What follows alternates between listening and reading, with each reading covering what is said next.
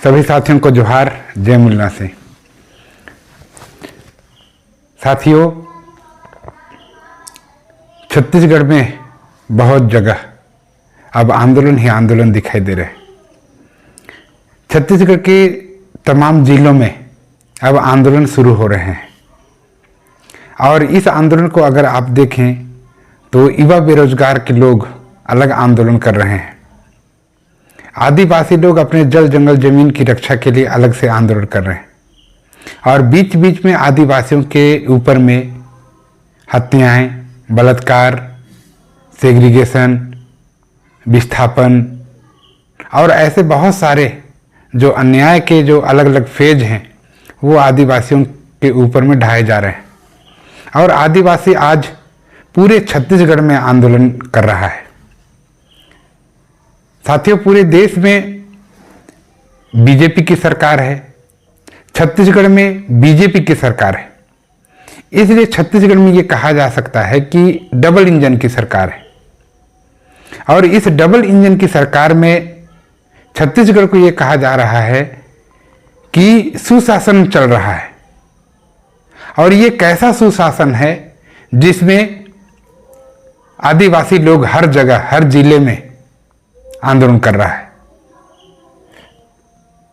कई जगह तो ऐसे हो रहे हैं कि आदिवासी लोग अपने जल जंगल जमीन बचाने के लिए लगातार आंदोलन कर रहे हैं। कई जगह ऐसे हो रहे हैं जहां पर हमारी आदिवासी बहन बेटियों के साथ में अन्याय और अत्याचार हो रहा है, उसके लिए अलग से आंदोलन चल रहा है। कई जगह आदिवासियों को मारा जा रहा है, कभी नक्सलियों के नाम पे मारा जा रहा है, कभी चोरी करने के नाम पे मारा जा रहा है, कभी किसी अन्य मुद्दों के ऊपर में आदिवासियों को मारा जा रहा है। हाल फिलहाल में आप इतनी सारी घटनाएं हैं कि घटनाओं का कोई गिनती नहीं है और इस इतनी सारी घटनाएं घटित होने के बाद भी आदिवासी समाज के लोग आज रोड पे उतरने के बजाय मस्त हैं। हमारे आदिवासी लोग ये सोच रहे हैं कि हमको कोई बचाने वाला आएगा। मैं आप लोगों को ये कहना चाहूंगा साथियों कि आदिवासियों को बचाने के लिए कोई आएगा ही नहीं। और बिरसा मुंडा ने हम लोगों को जब कहा था कि तुम अपने लोगों से मत लड़ो, तुम्हारे अधिकार को जो दबा के बैठे हैं उनसे लड़ाई लड़ो। आज हमारे SC ST OBC के तमाम लोग आज आंदोलन कर रहे हैं और आंदोलन में वे लोग ये नहीं समझ पा रहे हैं कि हमारा असली दुश्मन है कौन। जब असली दुश्मन का ही पता नहीं है तो हमारे लोग लड़ेंगे कैसे। मैं बार बार हमारे लोगों को ये कहता हूं, लड़ेंगे जीतेंगे बोल करके आप लोग ये गलत सलत नारा बिल्कुल मत दीजिए। पहचानिए अपने दुश्मन को, उसके बाद में ही आप लड़ाई शुरू कीजिए और लड़ाई शुरू करने से पहले अपने समाज को संगठित कर लीजिए। छत्तीसगढ़ में बीजेपी की सरकार है और बीजेपी को चलाने वाला RSS है और RSS को चलाने वाला तत्सम ऊंची जाति का लोग है। ये तत्सम ऊंची जाति के लोग ये नहीं चाहते हैं कि आदिवासियों को कोई हक और अधिकार मिले और इसी के कारण आदिवासी समाज, SC समाज, OBC समाज आज अधिकार वंचित है। यानी SC ST OBC का एक ही दुश्मन दिखाई दे रहा है और ये जो निर्धारित दुश्मन है उस निर्धारित दुश्मन को हम लोग जब तक नहीं जानेंगे तब तक हम लोग कोई भी लड़ाई, कोई भी आंदोलन सफल नहीं कर सकते हैं। कई सारे जगह बीजेपी के लोग, RSS के लोग और उसके जितने भी अपशूट विंग हैं उनके लोग हमारे लोगों को एक समय में लड़ाने का काम करते हैं, दूसरे समय में वे लोग हमारे हितैषी बनकर के हमारे सामने में आते हैं। बीजेपी RSS का हमारे देश में 120 से ज्यादा अपशूट विंग है, अपशूट संगठन है। एक संगठन अन्याय करता है, दूसरा संगठन तेल लगाने के लिए, दवाई लगाने के लिए, मलहम लगाने के लिए आ जाता है और हमारे लोग कंफ्यूजन में जुड़ जाते हैं। और ये जो कंफ्यूजन है साथियों, ये सरकार के द्वारा हमारे सामने में प्रस्तुत किया जाता है। और हम ये नहीं जान पा रहे हैं कि कौन हमारा है, कौन दुश्मन का है।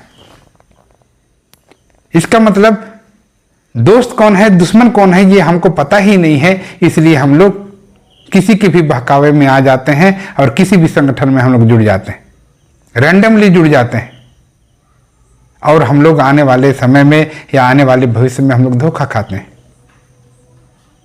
जागृति के 5 सिद्धांत को आप लोगों को जानना होगा, और ये जो 5 सिद्धांत है हमारे भारत मुक्ति मोर्चा में ही आपको मिलेगा। और हमारा जो निर्धारित लक्ष्य है, वो लक्ष्य क्या है उसको भी हम लोगों को जानने की आवश्यकता है।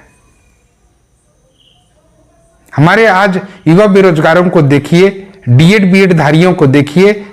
छत्तीसगढ़ में 56,000 भर्ती निकालने का बात चल रहा था, लेकिन आज पूरे छत्तीसगढ़ से जितने भी डीएड बीएड शिक्षक पात्रता रखने वाले लोग हैं, वे लोग आज आंदोलन कर रहे हैं।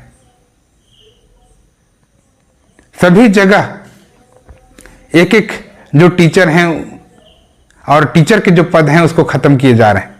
इस प्रकार लगभग हम पूरे छत्तीसगढ़ से 56,000 जो शिक्षक हैं उनका जो पद है उसको खत्म किया जा रहा है।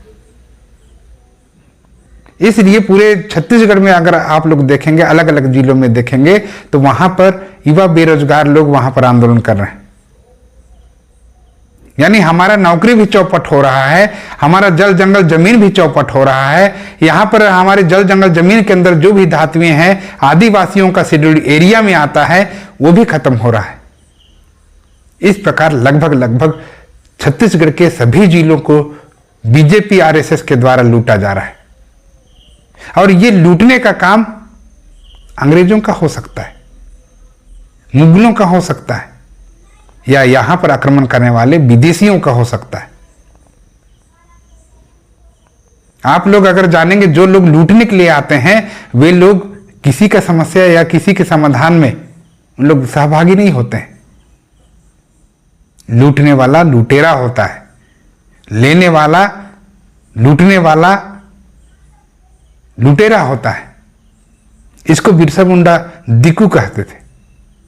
इन दिक्कुओं से हम लोगों को सतर्क रहना होगा और उन दिक्कुओं को हम लोगों को पहचानना होगा कि हमारे समाज का दिक्कू कौन है, लुटेरा कौन है। आज एससी एसटी ओबीसी और माइनॉरिटी के लोग कभी धर्म के नाम पर लड़ाई लड़ रहे हैं, कभी जाति के नाम पर लड़ाई लड़ रहे हैं, कभी अन्य मुद्दों को लेकर लड़ाई लड़ रहे हैं। और ये जो लड़ाई है वो आपस में लड़ रहे हैं। आपस में लड़ने से हमारी समस्याएं समाप्त नहीं होंगी, बल्कि वो बढ़ती जाएंगी। इसलिए मैं आप सभी से मैं ये आग्रह करूंगा कि जो